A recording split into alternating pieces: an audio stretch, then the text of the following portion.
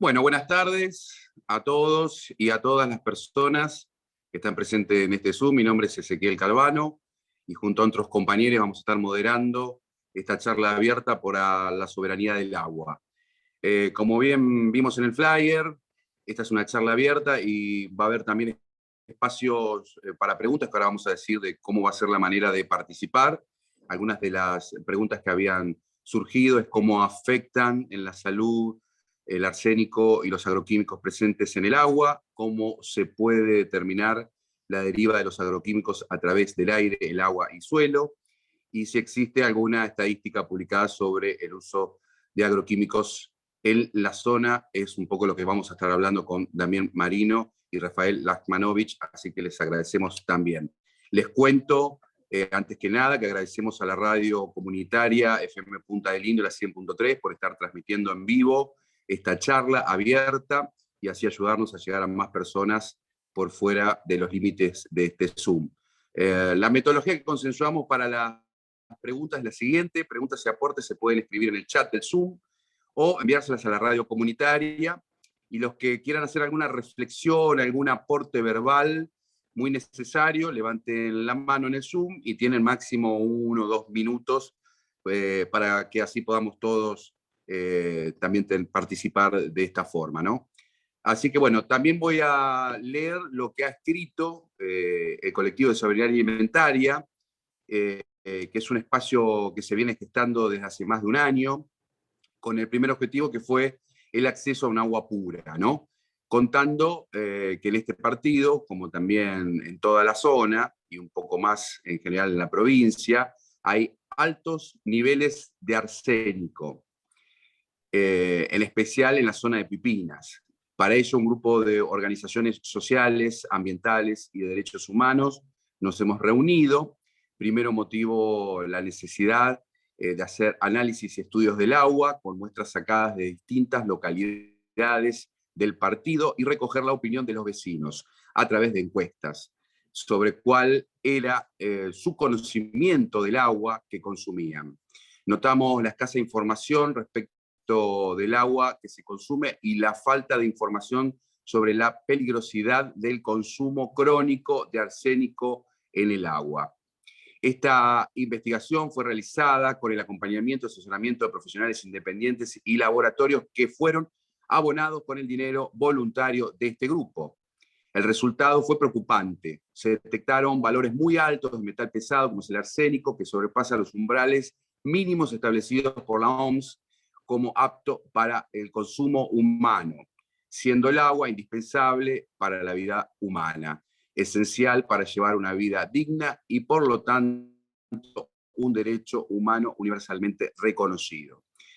Bueno, tanto considerando que no es el único problema y en conjunto con otras organizaciones que vienen trabajando desde hace más tiempo en el distrito, se formó la Coordinadora de Memoria y Ambiente, llamada hoy Pacto Verde, donde hay acá 3 puntos que engloban un poco la tarea, que entendemos que los problemas desbordan a las comunidades locales en este territorio y se requiere de respuestas colectivas y no individuales a las distintas situaciones, que la política partidaria no generó desde la autonomía del partido de Punta Indio espacios para que la comunidad exponga alternativas a los variados problemas que existen en todo el territorio. Y por último, proponemos un cambio civilizatorio que contempla los 7 puntos del Pacto Verde. Las organizaciones que hoy componen el colectivo son la FM Comunitaria Punta del Indio, Hijos Punta Indio, Mesa Permanente de Derechos Humanos, Comcosur, Sociedad de Fomento de Pipinas y Magdalena. Acá, a ver, la coordinadora es el colectivo, bueno, acá está 2 veces escrito, y Amigos del Parque Costero del Sur y Concosur. Así que vamos a presentar, así ya le damos paso a ellos, a Damián Marino y a Rafael Lachmanovich. Damián Marino es licenciado en Química, doctor en Ciencias Exactas por la Universidad Nacional de La Plata, investigador del Consejo Nacional de Investigaciones Científicas y Técnicas, CONICET, trabaja en el Centro de Investigación del Medio Ambiente, CONICET La Plata, forma parte de la Red de Seguridad Alimentaria del CONICET, especialista en el estudio de agroquímicos y sus terribles consecuencias para el medio ambiente. Tuvo un rol destacado en los debates de la ordenanza glifosato cero en Gualeguaychú del 2018. Rafael Lakmanovich, doctor en ciencias naturales, se especializa en bioecología de anfibios, anuros del Río de la Plata y en producción científica tecnológica. Trabaja en la Universidad Nacional del Litoral, Facultad de Bioquímica y Ciencias Biológicas, Escuela Superior de Sanidad, investigador del Consejo Nacional de Investigaciones Científicas y Técnicas del CONICET, referente en el estudio de los agroquímicos en la Argentina, y comenzó a investigar los efectos de los químicos agrarios en el 2003, cuando el monocultivo comenzaba a crear geométricamente y pocos hablaban del glifosato. También es autor de los primeros trabajos experimentales del mundo que demuestran la sinergia del arsénico y el glifosato. Así que ahora sí le damos la palabra a ellos. Muchas gracias. Bueno, no sé, Damián, ¿cómo nos organizamos? ¿Querés, empiezo yo? Bueno, empiezo yo. Listo. Gracias por la invitación y para tratar de ir siendo lo más rápido posible, ya que estamos todos esperando el partido, vamos a hacer como una pequeña presentación de lo que en su momento presenté allá en Pergamino, que fue uno de los lugares que más se comentó este trabajo. Voy a compartir pantalla, a ver si se puede. No sé si... creo que sí te va a dejar. Fíjate si no te deja. ¿Lo están viendo? No. ¿No lo están viendo?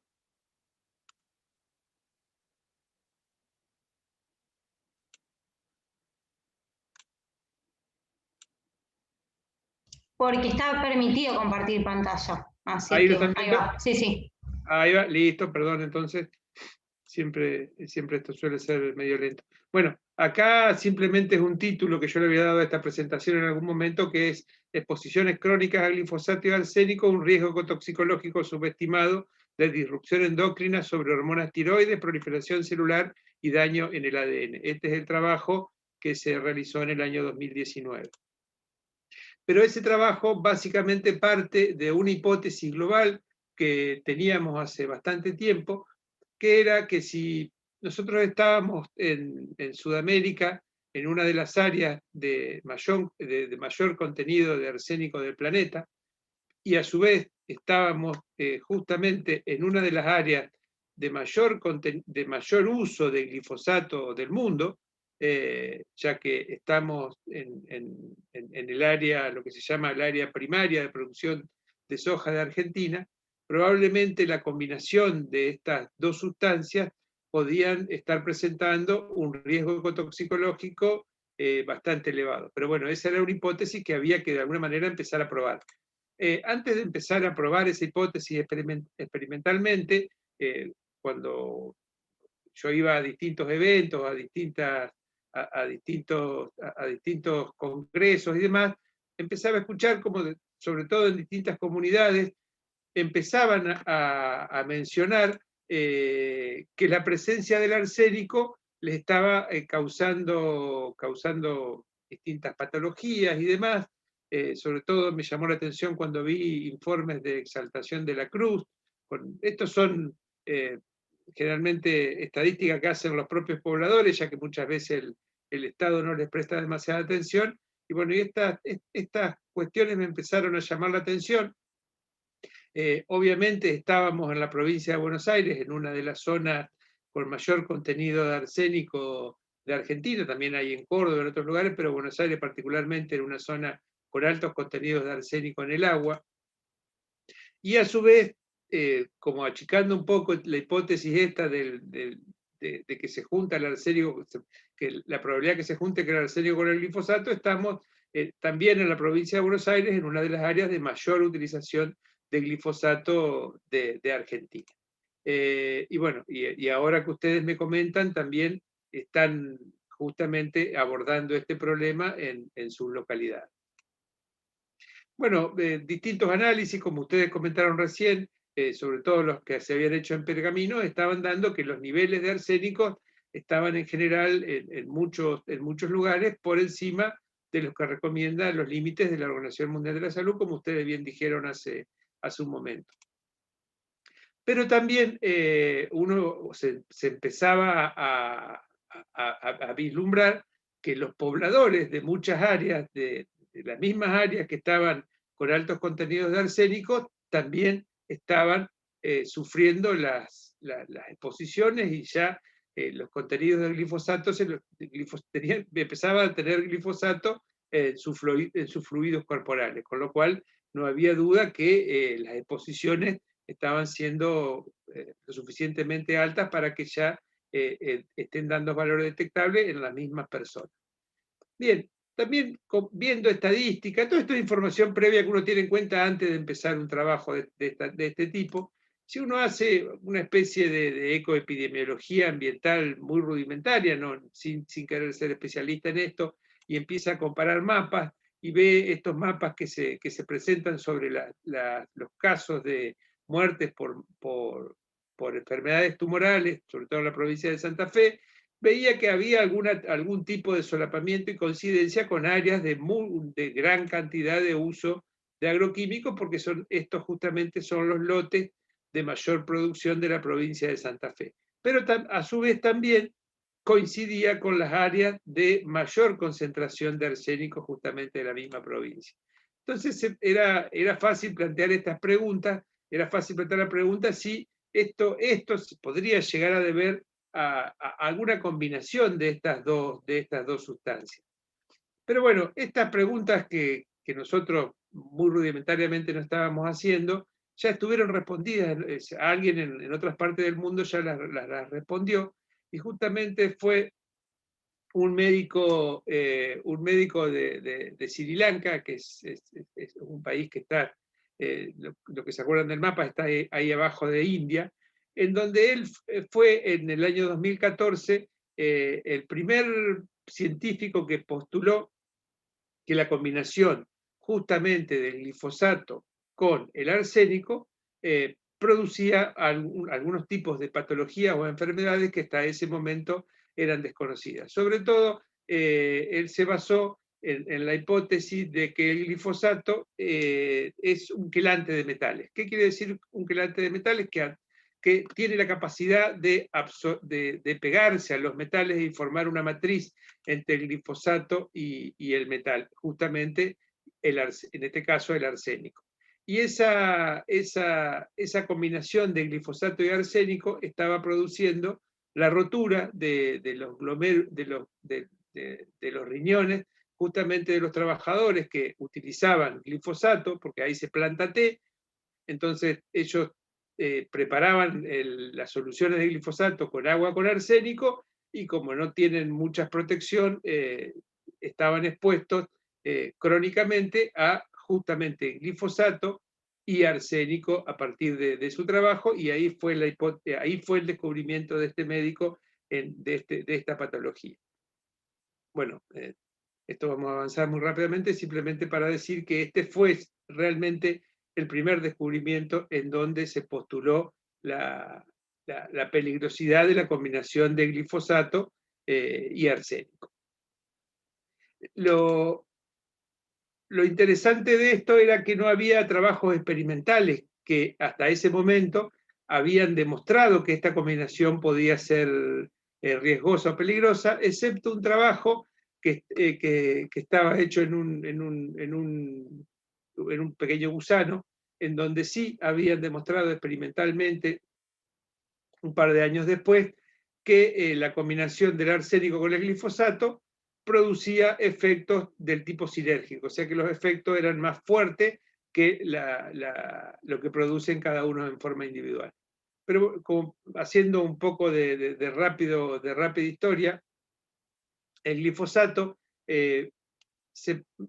originalmente fue patentado en 1964, no fue patentado como un herbicida, sino justamente fue patentado como un agente quelante. O sea, se utilizaba, esto es un quelato, ¿no? Es un complejo formado por la unión de un metal y un compuesto que contiene uno o dos o más ligandos, y el producto tal es una reacción de un anillo heterocíclico. O sea, este es el quelato que forma el arsénico con el glifosato.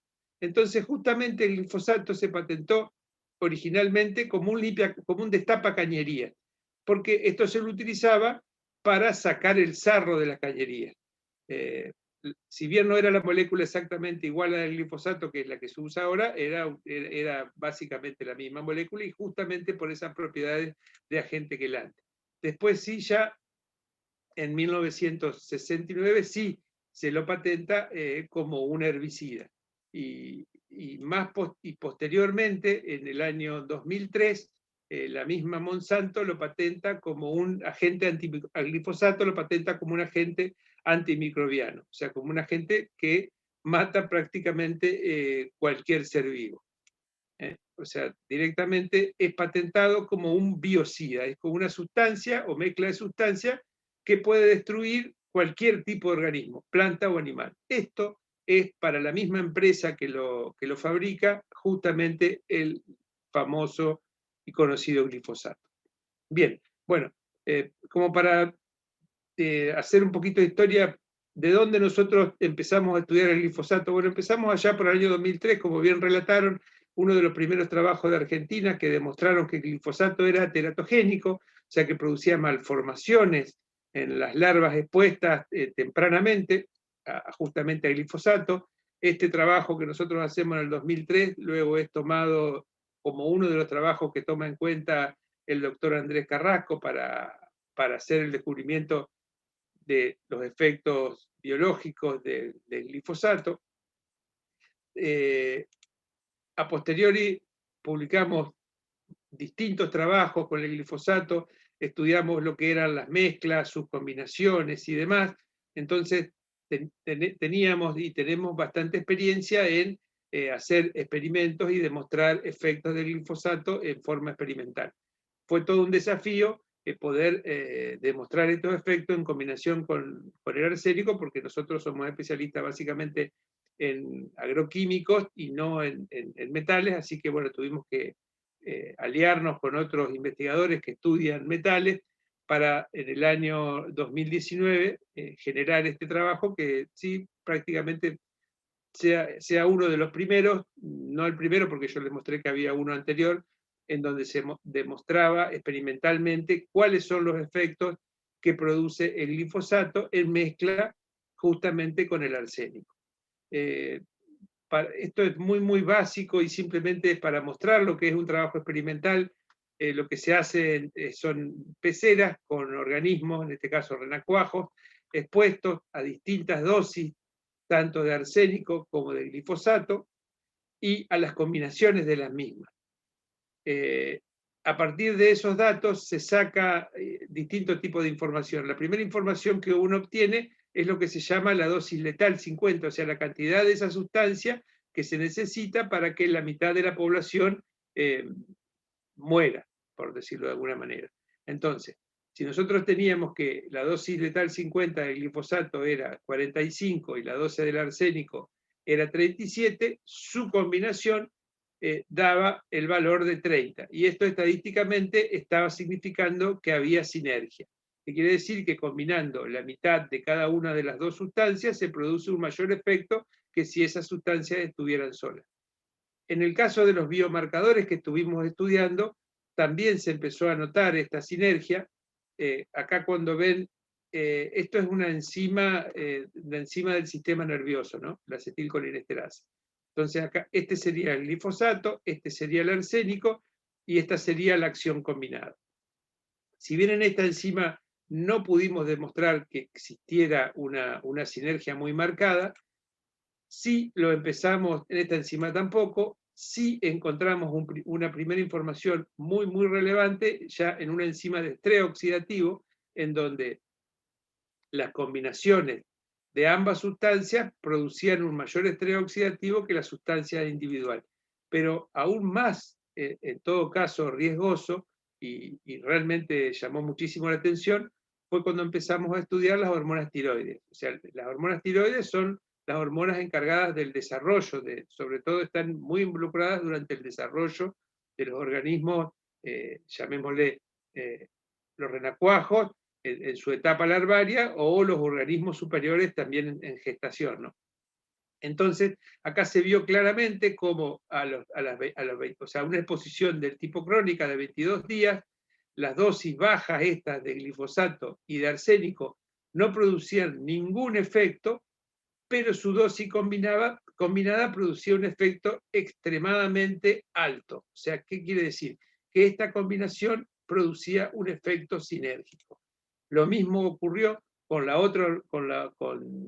T4, donde pasó exactamente lo mismo, pero aún mucho más marcado, que también esto ya ocurrió en una exposición aguda, o sea, de 48 horas, ni el glifosato ni el arsénico solo producen efectos sobre una disrupción endocrina sobre la T4, pero la combinación de ambos sí, y en forma crónica ese efecto fue extremadamente alto. O sea, acá tienen el glifosato solo, el arsénico solo, y la combinación de cada una de estas a la mitad. Y produce un efecto extremadamente muy marcado.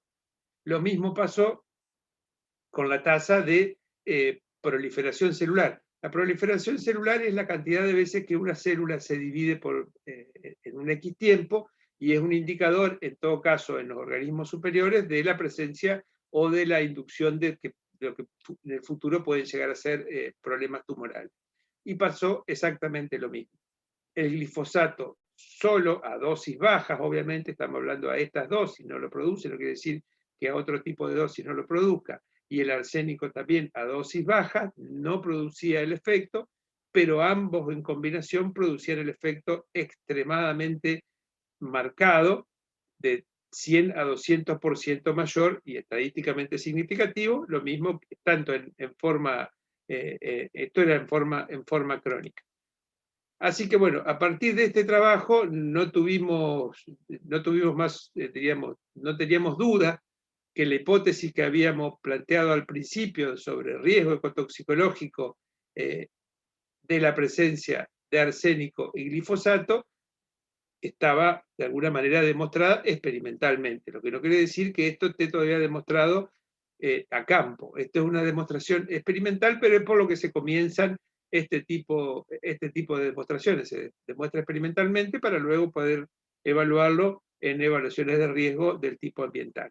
O sea, habíamos comprobado que esta toxicidad, sobre todo, incrementa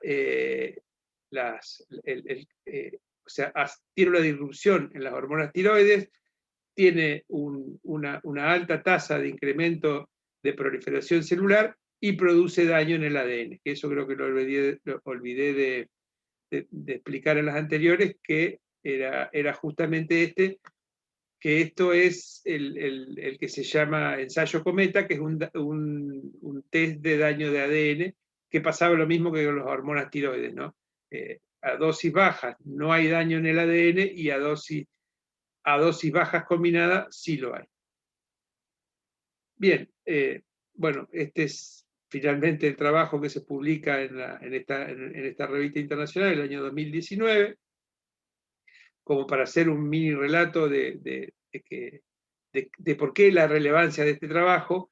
Simplemente acá les muestro un gráfico en donde estos animalitos que nosotros utilizamos como modelos bioindicadores tienen mucha similitud en cuanto sobre todo al desarrollo de las hormonas tiroides hay otros investigadores que han estudiado la similitud que existe entre las hormonas tiroides, sobre todo en el desarrollo, entre los mamíferos superiores, como el ser humano, y justamente los renacuajos, con lo cual esta información es muy útil para poder hacer análisis de riesgo en otros organismos. Lo mismo que en el desarrollo embrionario, los embriones de anfibios tienen un desarrollo o sea, al principio el desarrollo es similar al desarrollo que tienen el resto de los vertebrados. Si ustedes ven acá estos distintos embriones, seguramente les cuesta pensar cuál es el humano, y yo le tendría que mostrar acá para que ustedes vean cuál es realmente el humano, que era este, pero esto es una forma gráfica en donde se puede visualizar la similitud que hay en el desarrollo entre los organismos como los anfibios o los pollos o los reptiles y los mamíferos superiores como el ser humano, ¿no? Entonces, bueno, este fue básicamente este trabajo que se hizo en el 2019. Acá es también otro gráfico que suelo poner en donde se estudiaron genéticamente cuáles son las homologías entre un ratón y una mosca como para ir demostrando que cualquier cosa que afecte a un organismo, por más que uno piense que son organismos inferiores, por decirlo de alguna manera, está afectando a todos los organismos de un ecosistema y a la evolución en su conjunto. Y bueno, ese trabajo del 2019 justamente fue dedicado a la memoria de Andrés Carrasco. Bien, por ahora yo estaría terminando y en todo caso, cuando estén las preguntas, las podremos ir contestando.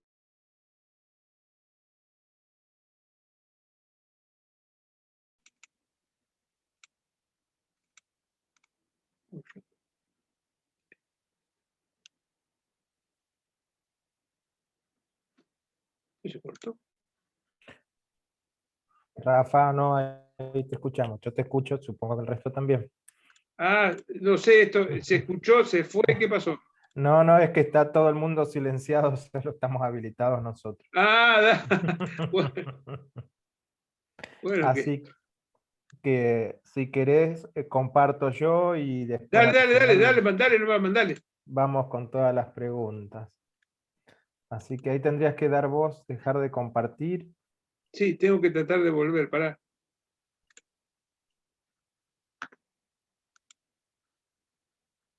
Aguantame 2 minutos. Ahí está. Ahí estamos, ¿Listo? ahí estamos. Bueno, si me dan el ok, sigo yo entonces. Vamos. Y acuérdense que pueden, ahí nadie escribió todavía preguntas, pueden, si quieren, no hace falta que escriban la pregunta, pueden anotar su nombre en el chat y después la hacen, ¿sí? Sí, eso, al final así hacemos un ping-pong.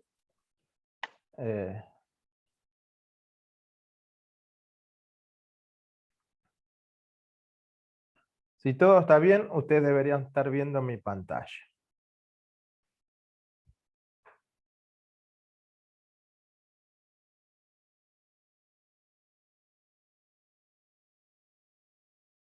Bien.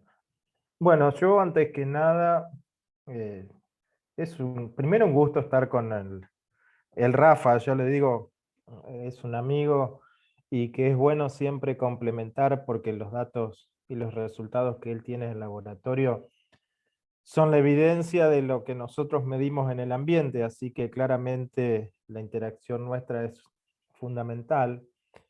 Y lo otro que me parece muy importante y quiero felicitar es la iniciativa del grupo, sí, de los movimientos de ahí de Punta Indio que nos han convocado, porque nosotros podemos generar los resultados, publicarlos en las revistas, difundirlos en nuestras clases, pero creo que toman real valor cuando son tomados por las comunidades, replicados y usados para una transformación, ¿no? Para una utilidad y un bien común, un fin más que razonable. Entonces toda esta ciencia dura que nosotros tenemos empieza a ablandarse un poco, a impregnarse de humanidad, a impregnarse de territorio, y creo que el producto que se logra en conjunto es muy bueno. Así que desde ese lugar quiero agradecer y felicitar a todos y a todas por haber habilitado el espacio. Yo tengo acá algunos resultados, algunos más conocidos, otros menos. Veo si les puedo tirar alguna novedad respecto a lo que vamos haciendo, pero a ver, yo lo escuchaba recién al Rafa, ustedes también, nosotros conocemos el tema del arsénico como una molécula que es de origen natural, es una molécula que forma parte de la corteza terrestre. Así que es como alguien con quien la naturaleza nos pone ahí sobre la mesa y tenemos que trabajar para ver cómo evitamos riesgos de salud, etc. Y eso va por un lado, pero cuando, desde otro punto de vista, ya no es la naturaleza la que decide, sino que son las acciones de los hombres, las que ponen, y digo los hombres, y debería decir el patriarcado, ¿no? Que pone sobre la mesa el ingreso de sustancias tóxicas que la naturaleza no las tiene como propias, no son parte de su evolución. Y a eso nos pone entonces frente a un modelo de producción agrícola extensivo de los últimos 20, 25 años, que está basado en organismos genéticamente modificados. Y yo les digo así, no voy a hablar de semillas, semilla es otra cosa. Semilla se transfiere, tiene un valor cultural, eh, puede reproducirse en sí misma. Estos son organismos genéticamente modificados. Una metodología de uso del suelo basada en la siembra directa, podemos acá discutir algunas cuestiones, no quiero entrar. Y la tercera pata de esto es el uso de plaguicidas, agrotóxicos, biocidas. No importa, a mí no me desespera a veces cómo se los nombre, pero sí que se los nombre y se discute y se hable del tema. Que ahí estamos frente a un gran problema a nivel nacional, porque no tenemos datos oficiales desde el 2012. Hasta ese año, CASAFE, que es la cámara que comercializa, que nuclea a los comercializadores de estos productos, llevaba estadísticas. Y todos los usábamos para saber cómo iba evolucionando el país conforme al uso de distintas fórmulas de plaguicidas, cantidad, etc.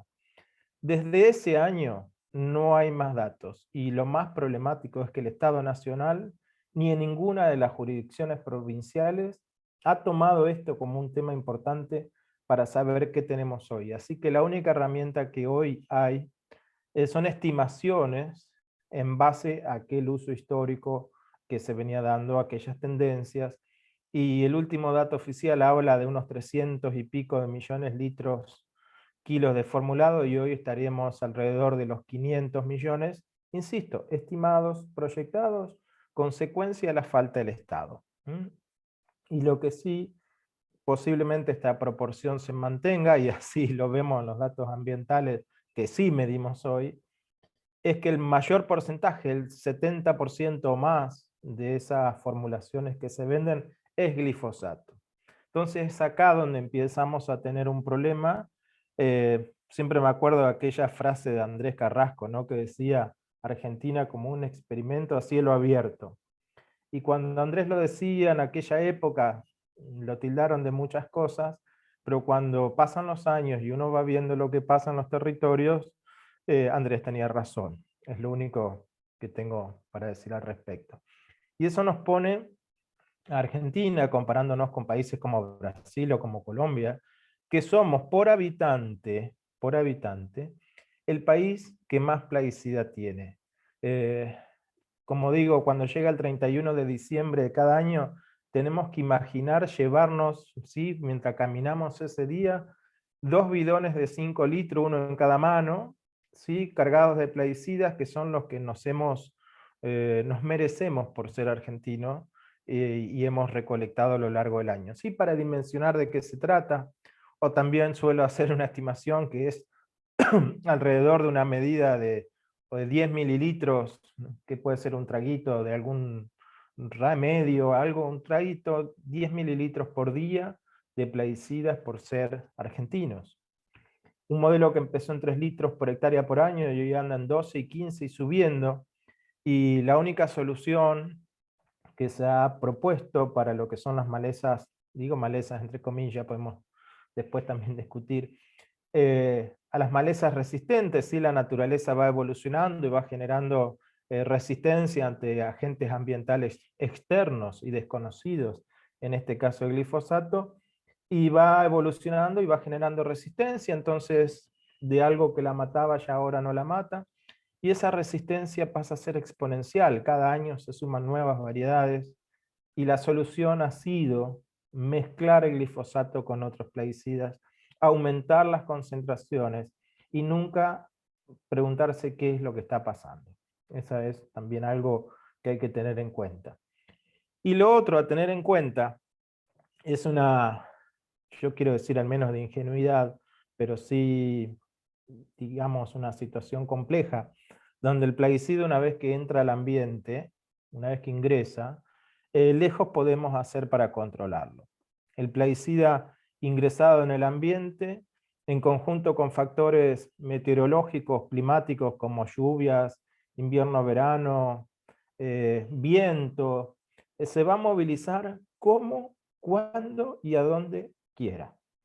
Y eso pone en un gran signo de interrogación, como yo siempre digo, que es este tema de las buenas prácticas, porque la buena práctica es una revisión del momento de la liberación, pero después que es liberado, ya sea por la solubilidad que tiene y su afinidad por el agua, su movilidad en el suelo, su elección por la atmósfera, un conjunto de factores muy interrelacionados y muy complejos de los cuales no gobernamos.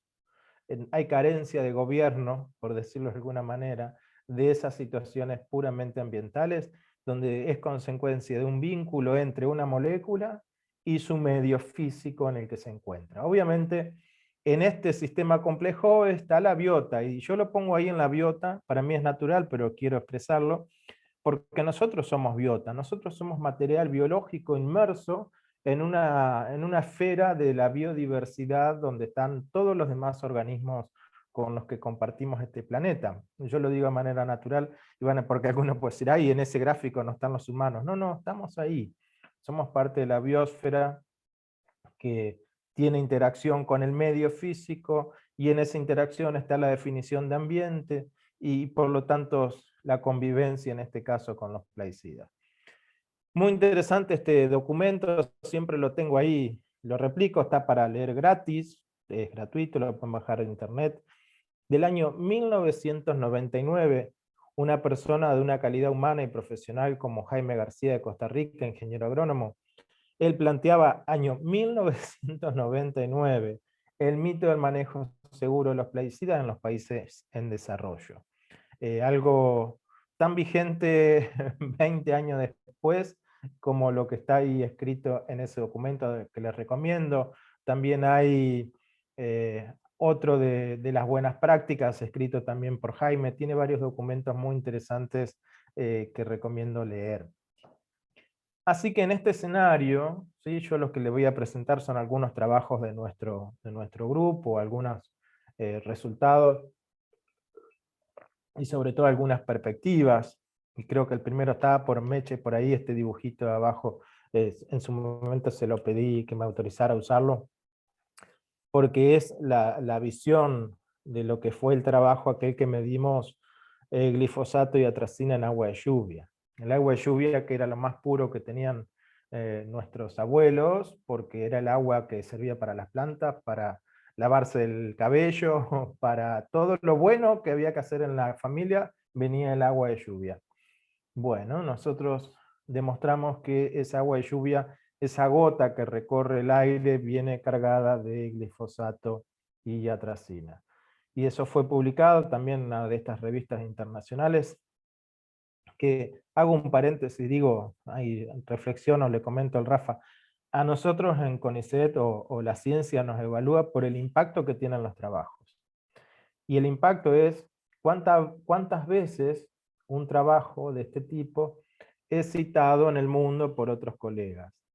Pero no hay hoy el día un índice de este tipo de trabajos, cómo se ha utilizado o cómo se ha tomado a nivel socioambiental para las discusiones locales. Muy interesante sería que CONICET lo considere. En ese trabajo entonces medimos en distintas ciudades del interior del país, ¿sí?, la presencia de glifosato y atracina. ¿Dónde? En agua de lluvias y en los suelos. Esto que está aquí pintado es toda la zona del núcleo agroproductivo fuerte de Argentina. Entonces medimos en la lluvia y en los suelos. ¿Con qué espíritu?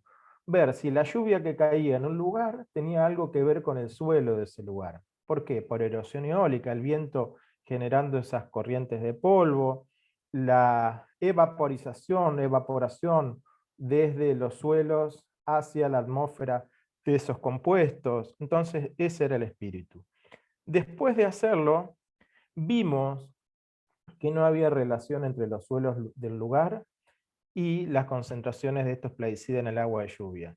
Que en realidad las concentraciones que veíamos, incluso lo hemos hecho para ciudades como esta ciudad de La Plata, donde hemos medido en el agua de lluvia glifosato y atracina. ¿Pero qué quiere decir que esté ahí? Quiere decir que los respiramos porque está en el aire. La gota de lluvia es un indicador de lo que está haciendo el aire que nosotros respiramos. Y lo que sí vimos es que en realidad esas concentraciones de glifosato en la columna de aire tenían que ver con las isoyetas, que son las curvas de precipitaciones que nos caracterizan en cada uno de los lugares. Y lo que sí pudimos ver es que en lugares donde llueve más anualmente, la atmósfera está como más lavada, entre comillas, y por lo tanto la concentración de la gota de lluvia no es tan alta. Y en zonas donde las precipitaciones son menores, y eso lo vimos hacia el centro del país, zona de Córdoba, las concentraciones son menores, perdón, las lluvias son menores, la atmósfera se carga más tiempo, y esa gota de lluvia es más concentrada. Siempre digo que este mapa debería ser tomado por alguien que estudia alergias y poder vincular, porque pareciera ser que de acuerdo con la ciudad donde te toque vivir, de alguna manera, se te está asignando cuánto glifosato te va a tocar, por decirlo de alguna manera. Y lo otro, mirándolo ahora desde el punto de vista de la magnitud, cuando uno compara estos datos con el mundo, vimos que en lo que es Estados Unidos, por ejemplo, la máxima concentración medidos en el aire de Estados Unidos era la mitad de nuestro promedio, porque en realidad nuestro máximo, nuestra concentración máxima, era 30 veces superior a lo que se usaba en Estados Unidos. Y eso lo que hace es poner en evidencia que donde se usa más, el ambiente va a acusar que se está usando más, y esa es la consecuencia. Les cuento un dato de color, y es que por lluvias retorna, ¿sí?, el 8% del mercado. Si tenemos un mercado que vende 100 kilos de glifosato, por lluvias va a retornar 8 kilos a lo largo de un año. Cuando hacemos esa escala de medida a los cientos de millones de toneladas vendidas por año, la situación es preocupante. Y eso hace que hoy, por ejemplo, todos los suelos, hasta el jardín de la casa de ustedes, posiblemente tengan residuo de glifosato, consecuencia de este mecanismo de transporte y depositación vía húmeda, como es el caso de las lluvias. El otro estudio que también generó mucho impacto por cómo significó este estudio que hicimos sobre la cuenca del Paraná-Paraguay, el río Paraná, hoy mal llamado hidrovía. Hay que recuperar que es el río Paraná, porque el río Paraná es agricultura familiar, es la pesca familiar, es cultura en sí misma, es historia, es chamamé, es música, es arte, es muchas cosas el río Paraná, no es una hidrovía. Decir y simplificar en la palabra hidrovía es hacer del pobre río Paraná un mero objeto comercial, y tenemos que rescatar el valor cultural del río Paraná. De un río y de una cuenca que está dentro de las más importantes de Sudamérica, donde habitan millones de personas que pasan a sus orillas los fines de semana, obtienen agua para consumo, obtienen agua para regar sus producciones. El río Paraná es mucho más que una hidrovía.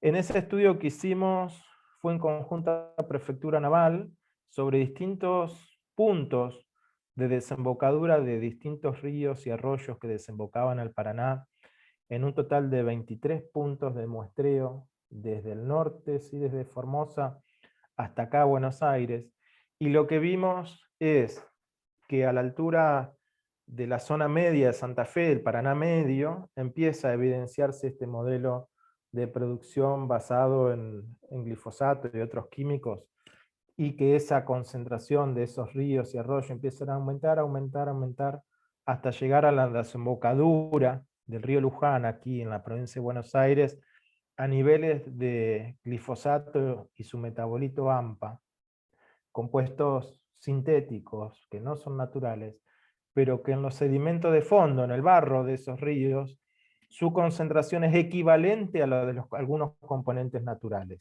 A ese punto es el nivel de escala del problema de esta situación.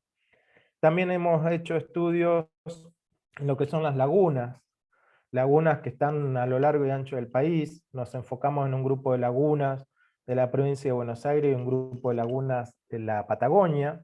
¿Con qué espíritu? Zona pampeana de producción, zona de no producción de soja, maíz, trigo, etc. ¿Y qué encontramos? Que en las lagunas de la Patagonia no hay presencia de glifosato, es decir, que donde no se usa no está. Y sí lo encontramos en las lagunas pampeanas, y además lo que vimos en estas lagunas pampeanas es que a medida que la laguna tiene menor superficie, es más pequeña, tiene mayor concentración de glifosato en los barros de fondo. A medida que la laguna es más grande, tiene mayor capacidad de dilución, y ese glifosato en el barro de fondo es menor. No es que no esté, es menor. Por lo tanto, a partir de esto hacemos una recomendación, que si uno quiere ir a pasar un fin de semana a las lagunas, elija una grande, porque va a tener una menor posibilidad de exponerse al glifosato, o pensarlo en la red trófica, ¿no? De todos los organismos que viven allí, el pescadito que me voy a sacar, si me voy a meter al agua, en fin, una recomendación. Y después, otro mito era aquel que el glifosato tocaba el suelo y desaparece, y eso se instaló muy fuertemente por los medios de comunicación, que te podías tomar un vaso. Yo lo digo, ¿no? Hoy, 20 y pico años después, y digo, ¿cuánto camino recorrido? ¿Cuántas mentiras hubo que desatar? ¿Cuánta discurso hubo que deconstruir instalado en torno a este tema? ¿Cuánto tiempo nos ha llevado ahí? ¿Cuánta salud de las personas se ha llevado en este tiempo? Son preguntas que uno tiene que plantearse, ¿no? Porque están los resultados hoy, pero esto es importante. Por ejemplo, si uno, les recomiendo leer algunas notas de la revista La Vaca, de Anabel Pomar, donde se habla de todos los Monsanto Papers. Toda información que se sabía de entrada, desde el inicio de todo esto, y que fue ocultada sistemática y deliberadamente para poder instalar este modelo de producción, y eso es muy grave. Entonces estos suelos, ¿sí?, que en lo que se usan estos plaguicidas y el glifosato como, digo yo, columna vertebral de un modelo, porque cuando atacamos al glifosato no es solo glifosato, es un modelo. Y esto hay que estar atento, porque uno puede llegar a correr al glifosato de este modelo y va a aparecer otro, por ejemplo el glufosinato. Y vamos a correr ese y va a aparecer otra molécula. Entonces, no es la molécula, es el modelo en sí mismo lo que tenemos que estar discutiendo, ¿no? Entonces hicimos un estudio sobre suelos tratados con este sistema de producción, y lo que vimos en estos estudios, haciendo muestras de suelos de los campos de soja y de maíz, nosotros hicimos el muestreo y medimos glifosato y AMPA. Entonces teníamos pregunta para decir, bueno, esto que medimos hoy, de estas muestras que tomamos en estos suelos, ¿tiene que ver con lo que aplicaron este mes, el año pasado, todo este último año? Y fuimos para atrás, con métodos de análisis estadístico, ¿no? Pero el resultado fue que lo que nosotros estábamos midiendo en ese momento tenía que ver con 6 años para atrás. ¿Y qué ponía en evidencia esto? Rompía con una mentira de que el glifosato tocaba el suelo y desaparece. La nueva respuesta es: el glifosato toca el suelo y se acumula. Y por lo tanto, han salido trabajos este año también que han demostrado en La Pampa. ¿Por qué es un problema? Porque se acumula en los suelos, se transforma en un contaminante pseudo persistente, Y cuando haya viento y erosión eólica y todos estos suelos cada vez más están desnudos la mayor parte del año para que no le saquen nutriente a esos suelos, lo que está haciendo es que todo este polvo fino que se mueve kilómetros y kilómetros con glifosato llega y lo respiramos. Eso fue publicado este año también en un trabajo hecho por la gente de La Pampa. Y nosotros entonces demostramos esto, es el fin del mito. El glifosato toca el suelo y se acumula. ¿Cuánto? Más de 1 miligramo de glifosato por kilo de suelo en cada año. Más de 1 miligramo. Es muchísimo, gente, ¿eh? Muchísimo. Pero todos queremos buscar alternativas, y esa es la esperanza que tenemos. Y ahí entonces iniciamos un estudio tratando de ver un tema interesante, que es: ¿la agroecología puede convivir con la agricultura convencional? ¿Qué pasa con los vecinos que están de los campos agroecológicos, esos vecinos basados en el modelo químico? Miren, he llegado a escuchar de todo. En su momento hubo gente que decía que la agroecología podía existir gracias a que al lado tenía campos que aplicaban químicos y por lo tanto le controlaban las plagas, ¿no? Eso fue mi techo de los delirios que escuché. Y entonces hicimos todo un trabajo muy grande en conjunto con la gente de agronomía. Eduardo Cerdá fue parte de esto, es parte del trabajo. Es una tesis doctoral de Constanza Bernasconi que la tiene ahí a punto de terminar. Entonces hicimos todo un estudio de los suelos convencionales y agroecológicos. También lo publicamos este año el trabajo. Miren la foto de abajo. La foto de abajo es una de esas imágenes que no necesita ninguna palabra. A la izquierda un campo amarillo, seco, totalmente seco por el uso de glifosato. Esto es un momento de invierno.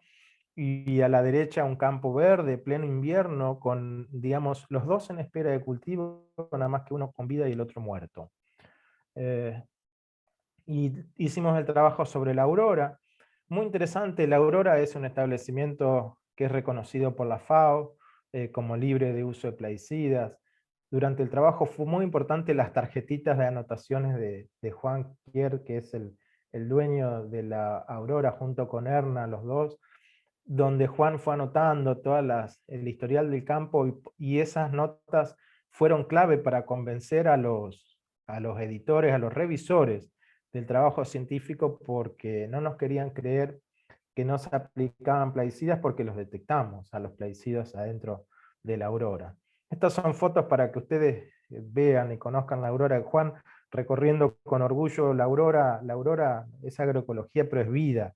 La Aurora es un sistema vivo y dinámico que te contagia. Entrar a la Aurora es cambiar el chip mental y emocional, porque tiene toda esa armonía que uno puede ver en las fotos de la biodiversidad, que a uno lo atrapa y lo transforma automáticamente. Todos los lotes, hay distintas fotos de los lotes y las zonas de trabajo, cuáles estaban convencional y agroecológico. Como digo yo, campo vivo, campo muerto, no necesito hablar mucho uno o el otro, simplemente algunas fotos así lo definen.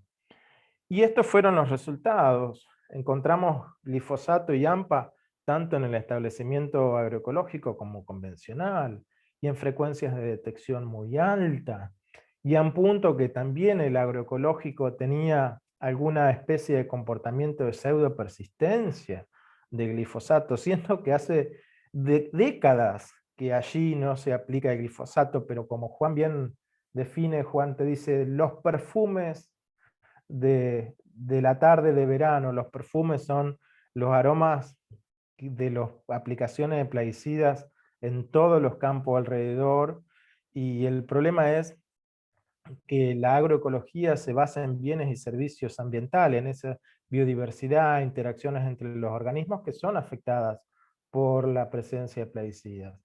Como puntos más relevantes, arriba a la izquierda, para que vean, no solo fue glifosato y AMPA, encontramos atracina, 2,4-D, epoxiconazol, tebuconazol, un conjunto de plaguicidas que llegaban al campo agroecológico consecuencia de los vecinos.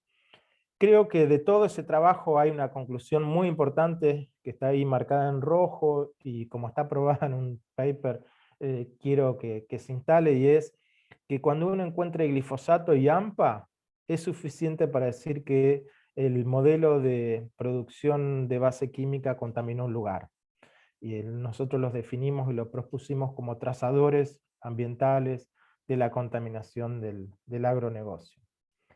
Otro de los temas que es importante tener en cuenta y empezar a trabajar, es un debe enorme que tenemos, son las escuelas rurales fumigadas. Y he visto fotos el otro día en Córdoba, esta foto que está ahí es de Suárez, todo el movimiento de docentes. Hay ahora un cuestionario de la Red de Docentes por la Vida que está tratando de sistematizar y organizar esta información. Imágenes, paisajes de escuelas rurales donde los cultivos forman parte de la zona de juego. Desde la ventana del aula se ven ahí a escasos metros los cultivos. Hay una foto, no la tengo por acá, de una de las chicas del grupo de Sofía Barbieri que se llama Gol en Contra, y ganó un premio. Es un arco de juegos en el patio de una de estas escuelas con el maíz atrás.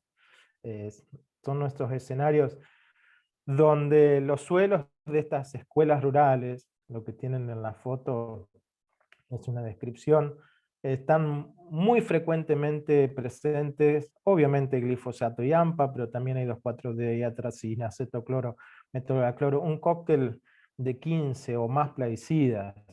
Entonces, cuando quiere llevarse al aula el tema de la huerta escolar, el concepto de soberanía alimentaria y empezar a producir, los chicos se desmotivan porque no crece nada, porque se secan, y eso me lo enseñó Ana Zabaloy hace muchos años, cuando nos invitó a ir a su escuela y vimos, parecía una huerta fantasma, pobre Ana, que ella quería cultivar y enseñar ese tema con los nenes, y nunca pudo porque al lado tenía un campo que fumigaban, y tenía plaguicidas en el agua de la escuela, y tenía un patio que era el parque de atrás de los campos vecinos, en fin.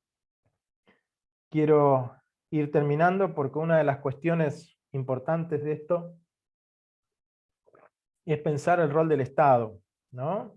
Si uno piensa en todo lo que es la parte alimentaria, hoy el Estado aparece por aquí abajo, con el producto empacado, haciendo algunos controles mínimos y escasos, decomisando, sin importarle el historial del productor, cómo llegó a producir ese cajón de verduras, cuánto le costó, qué tuvo que padecer, si tenía la tierra propia o no, cómo fue todo el esfuerzo de la familia, qué penares tuvo que pasar, cómo negoció el precio, cuánto lo chicanearon antes de que le cargaran el cajón. Todo eso el Estado nunca se lo pregunta.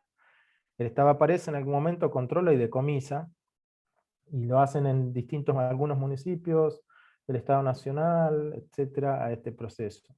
Cuando en realidad lo que tenemos que pensar es un Estado desde el inicio, un Estado que trabaje el tema del acceso a la tierra, un Estado que capacite, un Estado que forme, un Estado que acompañe, un Estado que les permita y que promueva la agroecología, que le promueva y le bonifique estos emprendimientos agroecológicos, un Estado que les promueva y los capacite en la elaboración de bioinsumos. Hace falta un Estado presente en serio. Hoy está presente, pero está presente en un lugar equivocado, o está presente con un objetivo equivocado. Y si uno se mete con el tema aguas y lo piensa desde ahí, se repite la historia. Tenemos un código alimentario totalmente desactualizado. ¿Sí? Imaginen que desde 2005 y está escrito con información al año 1999. 20 años en ciencia es un universo. Hoy los plaguicidas de uso actual no están incluidos en el Código Alimentario Nacional en aguas. Algunos poquitos que están incluidos tienen niveles de permitidos que algunos son 50, 100 veces por encima de la Comunidad Europea. Y saben que cuando se funda la Comunidad Europea hay un documento muy interesante donde se fija ese famoso valor 0,1 microgramo por litro, y dice, y lo hacemos a medida de precaución, dice este documento. Y hace unos años salió una publicación científica donde dice todo lo que la Comunidad Europea en su etapa constitutiva dijo que era precautorio, ahora es definitivo porque la ciencia sí lo demuestra. Digamos, ensayos y 20 años de ciencia generando información de efectos como lo que ve Rafael en su laboratorio, son suficientes para decir que lo que la Comunidad Europea en inicio fue principio precautorio, hoy es principio regulatorio y de custodia y de cuidado de salud de manera definitiva. Y detrás de ello lo que viene es una falta de políticas integrales desde el punto de vista de acceso al agua, cómo acompañamos los sistemas de extracción de agua, cómo aseguramos la calidad de consumo de agua. Hay una falta de laboratorios públicos hoy para que la gente pueda acceder a análisis sin costo para la población de calidad de consumo de agua. Todavía le cuesta ver al Estado, en términos general, que una medición y un aseguramiento de calidad de agua, un agua saludable, un agua no contaminada, y el seguimiento en el tiempo de ese proceso, que a principios le parece costoso, termina siendo a la larga un gran ahorro en salud y en gestión pública. Está bien escrito en un documento de Brasil: por cada real que se invierte en esos sistemas, se ahorran 3 a largo plazo en salud pública. Y no es lo mismo tener una persona enferma que una persona, digamos, enferma, dependiente de medicación, de su sistema de salud, de su médico, a una persona sana y libre. Hay ahí un valor que no es mensurable, y que hoy los estados, digo estados porque me refiero desde los municipios, las provincias y nación, no lo está viendo al valor de lo que puede parecer un costo en primeras formas, cuando en realidad es una mejora en la calidad de salud pública, porque hay algo que lo que hay que tener presente es el agua como fuente de vida, y en ese sentido, de nuevo, es importante que la gestión pública esté en mirada y en permanente construcción con las comunidades, con la sociedad, que es la primera que da la alerta, la primera que da el aviso, la primera que pone el cuerpo y así lo manifiesta. Y para terminar, por si queda alguna duda, porque es un tema recurrente que aparece, y yo quiero que ustedes tengan la información, cuando dicen que el glifosato es cancerígeno, no, que sí, que no. Incluso es una discusión que de nuevo se abrió en la Comunidad Europea en estos tiempos, en estos días, y dicen, no, la EPA dice que no es cancerígeno, no importa lo que diga la IARC. Miren, este es un trabajo científico de Benbrook del año 2019, donde es muy importante, y esto se lo digo también a ustedes cuando lean información, mirar quién la escribe. Cuando uno mira quién la escribe es cuál es la afiliación, de qué vive y de qué trabaja, y si existe un conflicto de interés de esa persona que escribe. Lo que dice Benbrook es, si yo miro los datos, la IARC lo que hizo fue eso, mirar los datos de las investigaciones científicas independientes, ¿sí? Que son como nosotros, investigadores del CONICET, sin conflicto de interés, dicen y confirman que el glifosato es cancerígeno. Si uno mira la información de la EPA, que la tomó de las empresas, y tomar información de las empresas, no hace falta que yo aclare todo el conflicto de interés que hay detrás, y quién audite esos resultados también. Si toma los datos de las empresas de información letal solamente, dice que no es cancerígeno. Así que Benbrook lo deja bien en claro, y dice acá hay que escuchar a la IARC, que es la que tiene su posicionamiento basado en información científica independiente. Y ahora sí, para terminar, creo que estamos frente a un desafío muy importante, un desafío que es latinoamericano, que no nos tenemos que sentir solos, que nos tenemos que fundamentar y organizar y promover en el tema de redes, desde lo local hacia lo general.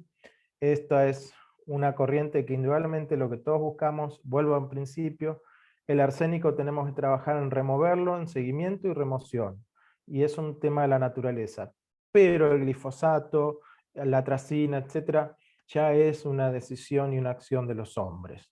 Y indudablemente ir cada vez más hacia la agroecología es un desafío, pero ahí quisiera tomar una frase que por ahí anda del mismo autor del Principito, donde él dice que si uno quiere construir un barco, y que ese barco sea el mejor, y que sea el más seguro, y que se sostenga mejor en el tiempo, tiene que buscar a los mejores hombres y mujeres, y sembrarles el deseo de mar. Y, digamos, de ninguna manera imponerles ni hacerles leer un plano para que construyan un barco, sino que todo aquel que tenga el deseo de mar va a ser la persona que le dedique toda la pasión a construir el mejor barco. Así que creo que ese es el principal desafío, y es sembrar en todos y en todas el deseo de una agroecología masiva y el deseo de una salud colectiva integral. Muchas gracias.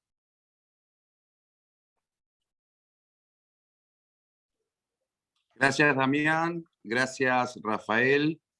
Bueno, los datos son contundentes y abrimos entonces así la instancia para algunas preguntas. Tenemos unos 10, 15 minutitos más para finalizar 20:30 como habíamos quedado. Recuerden que pueden hacernos las preguntas a través del chat. Si las hay, ahora Has y Emilio, otros compañeros que nos están ayudando a moderar esta charla que está saliendo en directo por la radio comunitaria, FM Punta del Indio también, estamos en vivo.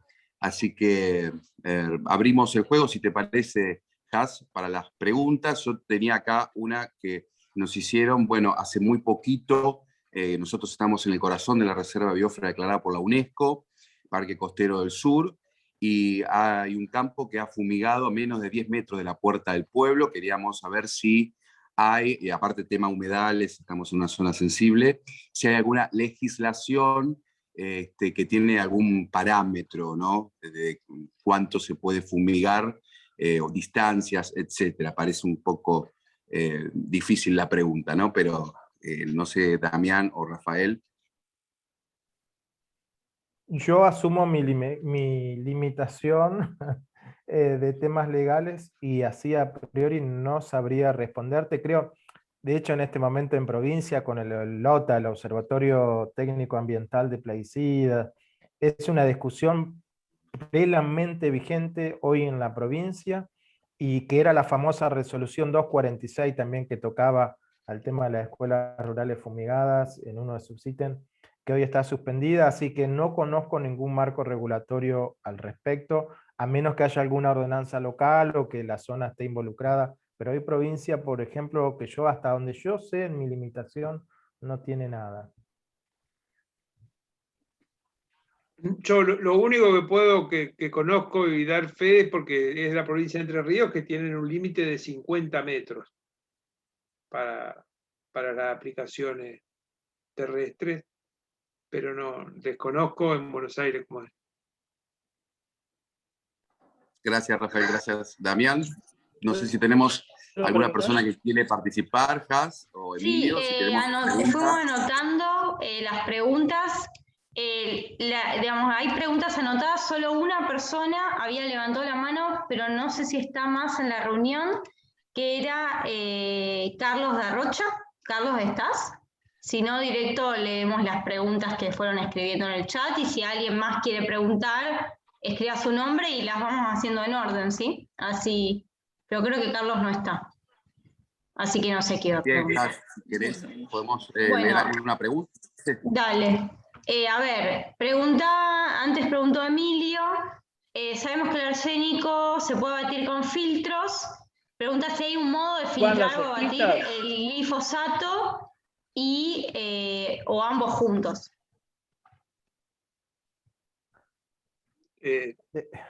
Damián, ¿el glifosato se filtra, no se inactiva con algo? No tengo eso, realmente no Sí. conozco. Nosotros estamos trabajando, pero a escala de prueba, ¿no? De exploración. Algo hoy el arsénico ya se conocen los filtros, vienen comerciales. La universidad, de distintas universidades del país, tienen sistemas piloto que entran en las comunidades, digamos, está bastante explorado.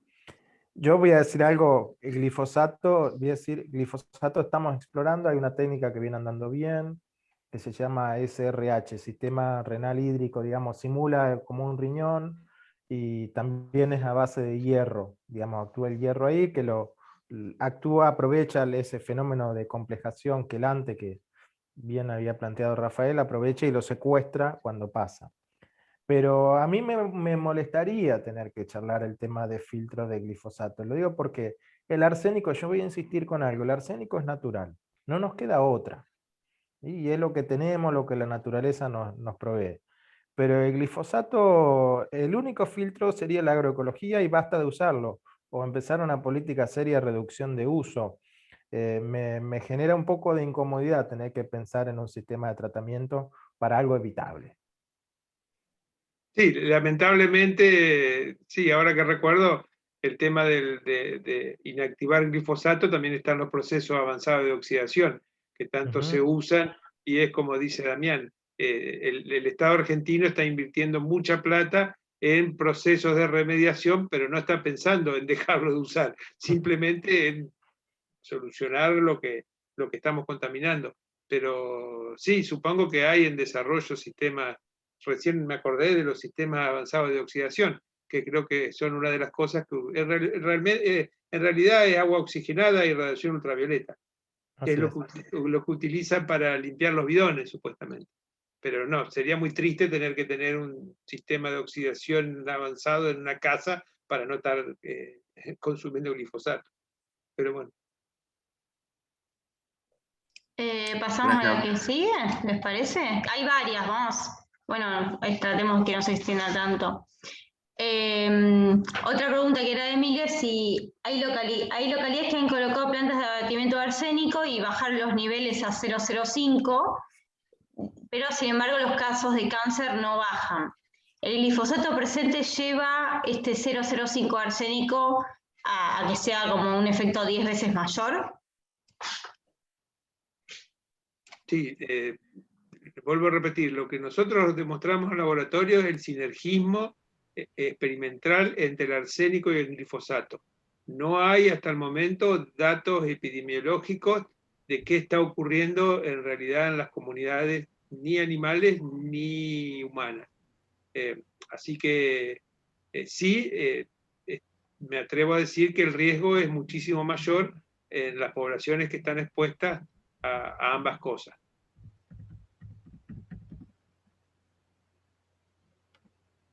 Después, otra pregunta era si es válido usar glifosato o, bueno, supongo que otros agroquímicos también, cuando se está buscando combatir especies exóticas invasoras, ¿no? Con todo el problema ecológico que implica eso.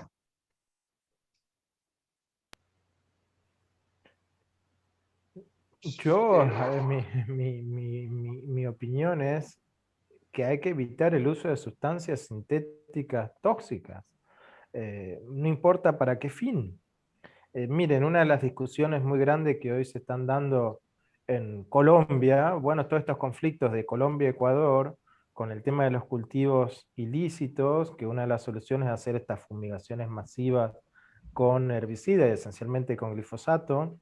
Es una situación que hoy hay distintos posicionamientos, organismos internacionales, que es una exposición masiva al glifosato, tratando de resolver ese problema de los cultivos ilícitos, y dicen, vayan pensando en otras metodologías. Digo, tomo eso como ejemplo porque está bien conocido, pero de otra forma, hoy se usa el glifosato para controlar que las vías de los trenes estén bonitas, que las plazas de los pueblos estén bonitas, pero ¿por qué no hacemos jornadas comunitarias de salud física, de salir con la pala y las hadas a limpiar? Digamos, se ha naturalizado y es parte de lo que hay que deconstruir, de que el glifosato no hace nada, eso todavía sigue instalado, y es todo un trabajo que me parece importante que todos los espacios y ustedes como organización que están ahí, seguir difundiendo y trabajando. Bueno, después había otra pregunta de Carolina que dice que los análisis indican que el agua que provee la municipalidad en Punta del Indio tiene niveles de arsénico que son mayores a los permitidos por el Código Alimentario. ¿Frente a quién se tiene que hacer un reclamo o solicitar para que se modifique esta situación?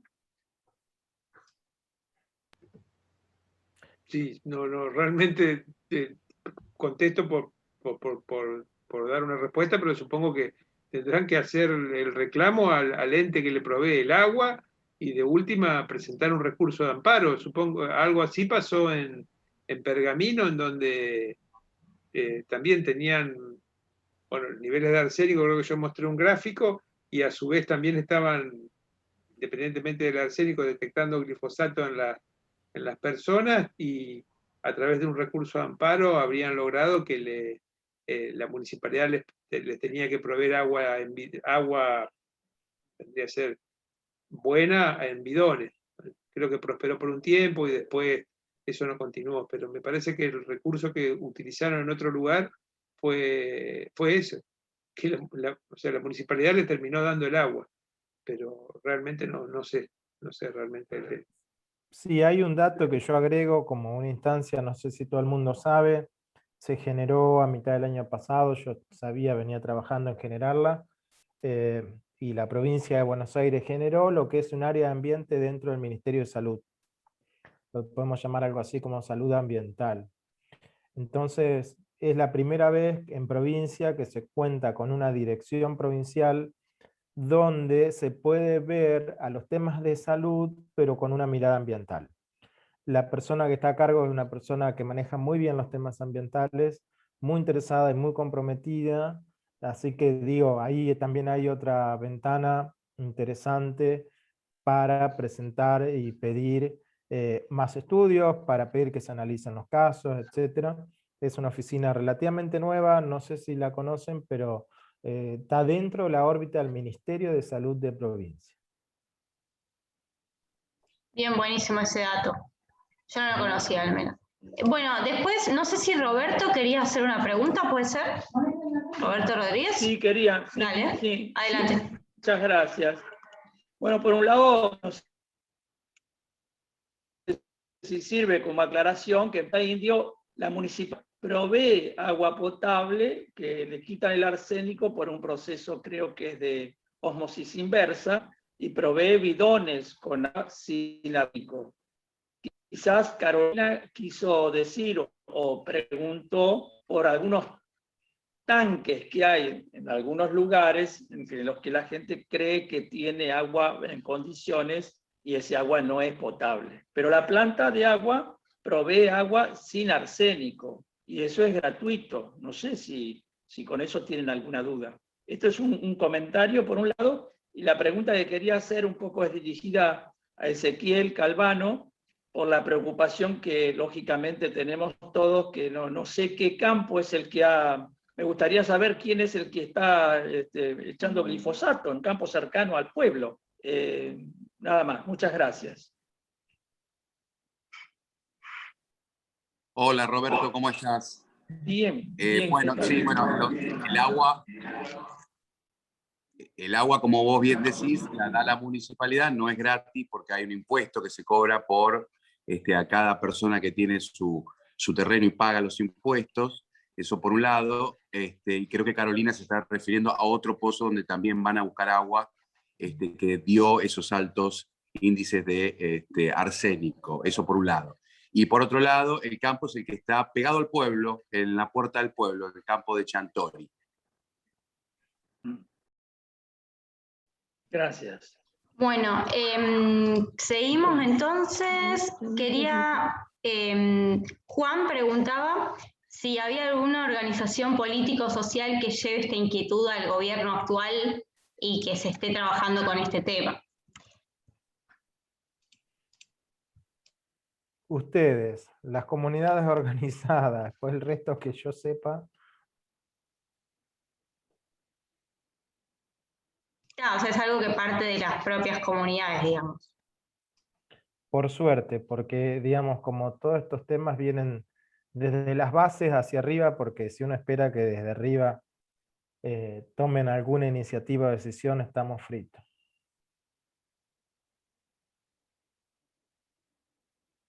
Después quería hacer una pregunta, Virginia. Diría, perdón, me quedé Sí. pensando, diría Miriam Gorban, salgan a patear las puertas que haya que patear.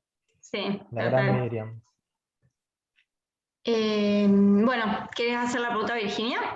Sí, yo más que pregunta, reforzar esta idea de que el arsénico es natural, obviamente no tenemos, hay que hacer testeos gratuitos en todas las comunidades, en todos los municipios, y plantas de tratamiento, y para mí eso es un tema, y lo del glifosato, no el glifosato, basta de glifosato, glifosinato, lo que sea. Entonces me parece que hay que difundir esta idea de las buenas prácticas no existen, Y bueno, y fomentemos la agroecología y difundamos estas redes. Me parece que es el camino, me parece que es eso.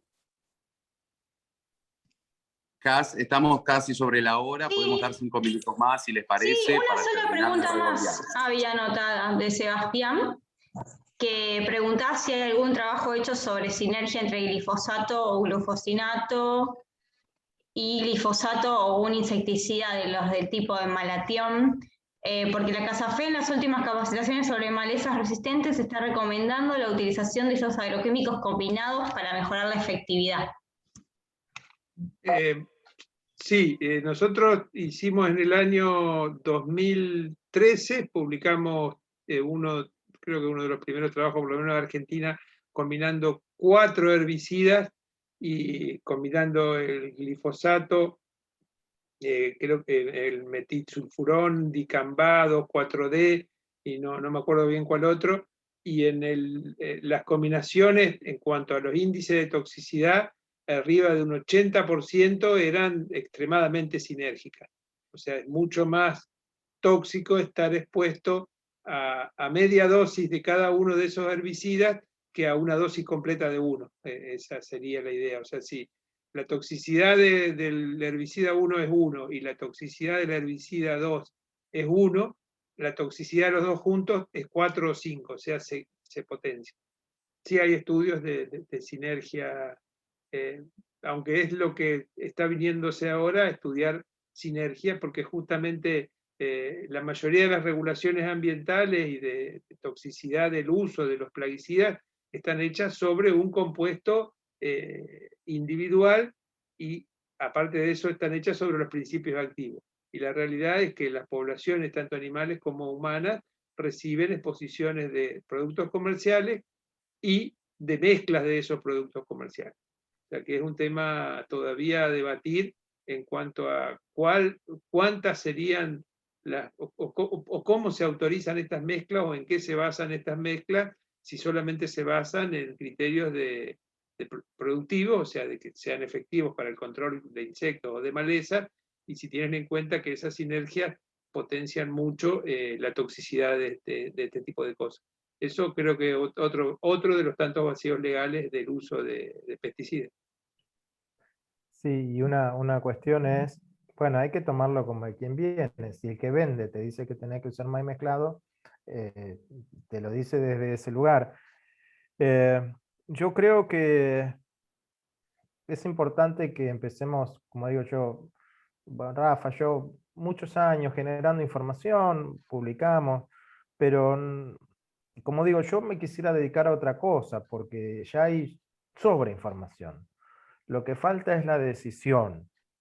Y lo que no se puede tomar y demorar, digamos, no se puede demorar, es la toma de decisiones. Obviamente que de hoy para mañana este modelo no lo vamos a cambiar en un año, en 2. Llevó 20 y pico entrar hasta acá. Y nos va a llevar otro proceso salir de acá. Lo que no podemos demorar es la decisión de iniciar ese proceso de salida.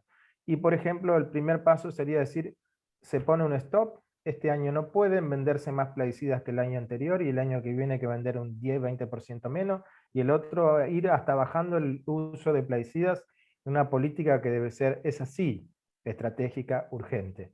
Lo que hay que plantarse, creo, debería ser una proclama nacional, es que este año no se vendan más plaguicidas que el año anterior. Ese debería ser el primer gran paso y un primer gran logro que debería poder llevarse adelante.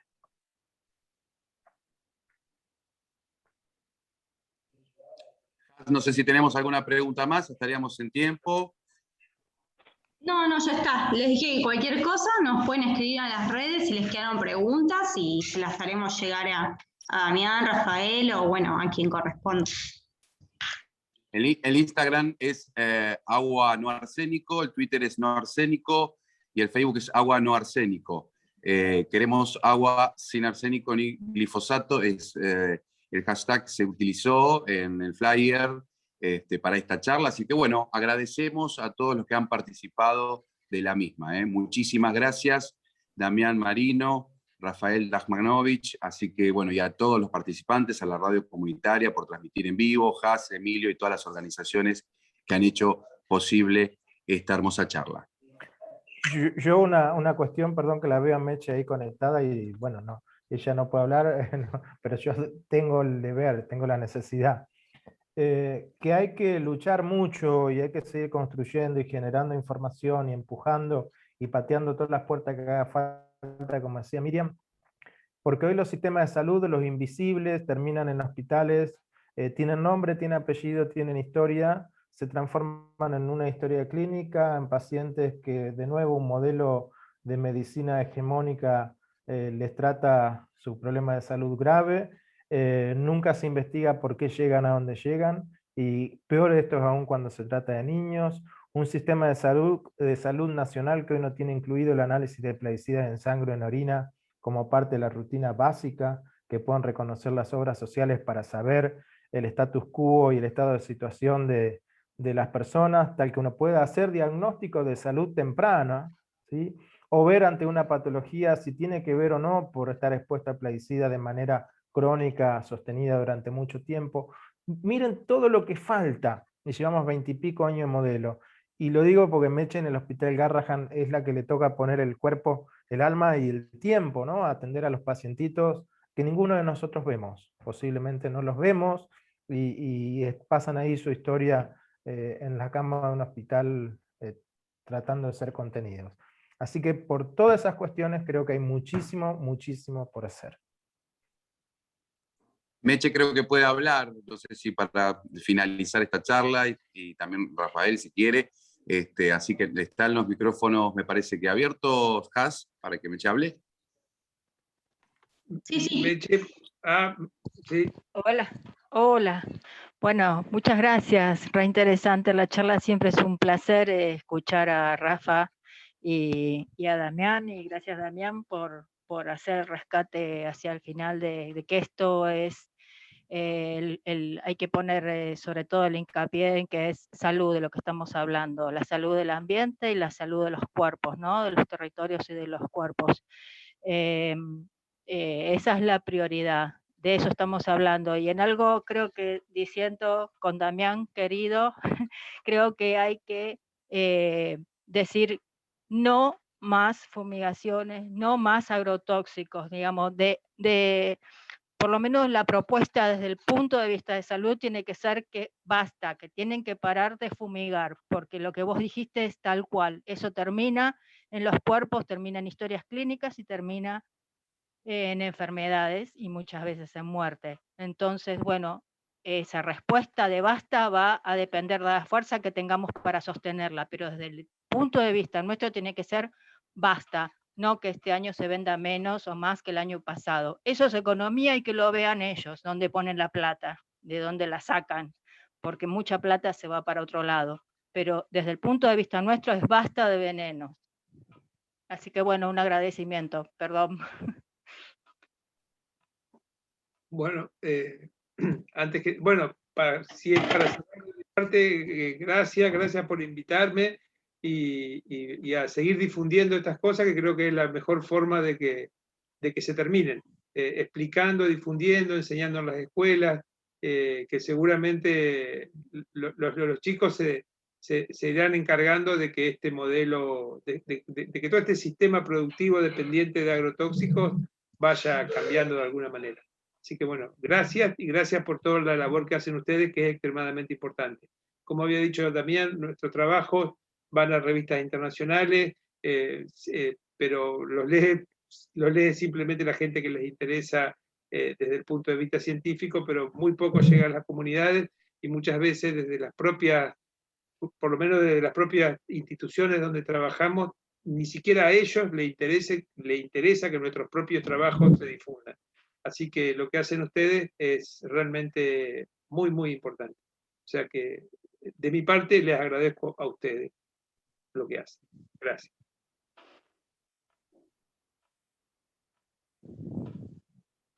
Gracias, Rafael. Gracias, Damián. Has, nos estamos despidiendo. Emilio. Dale, ahora va a quedar grabado esto y después ya les avisamos dónde se va a subir y eso.